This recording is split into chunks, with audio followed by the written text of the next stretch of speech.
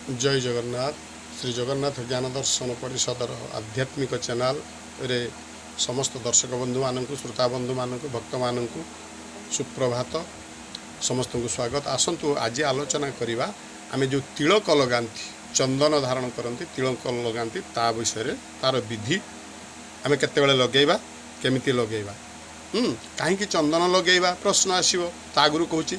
वेद कहूँ मु कहूनी आज्ञा चंदन से महापुण्यं पवित्र पापनाशनम आपदंहरते नित्यम लक्ष्मीर बसतु सर्वदा। चंदन जदि आप लगौंट ताले आपणकर पुण्य हम समस्त पापनाश हम एवं आपदा आपद मेले विपद नष्ट हम एवं लक्ष्मी सदा सर्वदा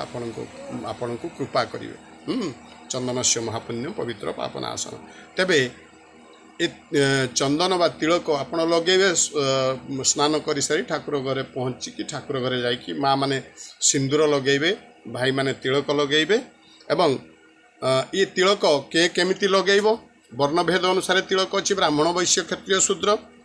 ऊर्ध्वपुंड्र द्विज कुर्जात क्षत्रियस्तु त्रिपुंड्रकम अर्धचंद्राकृति वैश्य वर्तुलं शूद्र जातिषु अर्थात पूर्व बा उत्तर मुख मु आगर कही आलोचना होइछे विषय आमे पूजा जते करवा ठाकुर घरे बसिवा पूर्व बा उत्तर मुख होइकी बसिवा पूर्व मुख हेले भल बा उत्तर मुख होइकी बसिवा ब्राह्मण ऊर्ध्वपुंड्र करिवे क्षत्रिय माने त्रिपुंड्र करिवे वैश्य माने अर्धचंद्रकार करिवे वैश्य माने एवं शूद्र माने गोलाकार करिवे गोलाकार तिलक करिवे चंदन रे करंतु बा तुलसी माटी रे करंतु बा हमर गंगा मूर्तिका अछि तिलक माटी मध्य अछि सेतिरे मध्य आपण तिलक करिवे आगे चंदन धारण करिवे तिलकटी करिवे तापर ठाकुर पूजा करिवे। तिलक करेनि केतेबेले ना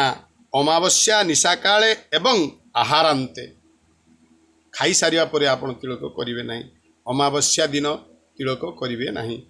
निशा रात्रि रे जो रात्रि रे कौन से कार्य करंतु तिलक थिले भल दिन सूर्यास्त पूर्व तिलक कर देथिवे जदि रात्रि रे तिलक नाही तिलक करिवे नाही एथि प्रति ध्यान देवे रात्रि रे चंदन लगेइबा नाही एथि प्रति ध्यान देवे। तापरे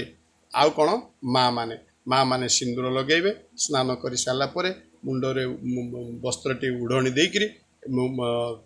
एटी मुंडरे लगेबे सिंदूर सिंथी लगेबे सिंदूर गोड़ार लगेबे सिंदूर निज शंखारे सिंदूर लगेबे एवं भूमि पर टिके सिंदूर लगेबे सिंधुरीव प्राग्धन वेद कहते सिंधुरीव प्राग्धनेशु घनाशुवात प्रमेय पतंदी जुआ घृतस्वधारा और सुनवाजी काष्टाब्दनी मेरी पुण्यवान माँ माने सिंदूर लगेकरी जेकोसी कर्म करंतु आगे माँ माने सिंदूर लगेक करेंगे। आज एतिकी जय जगन्नाथ।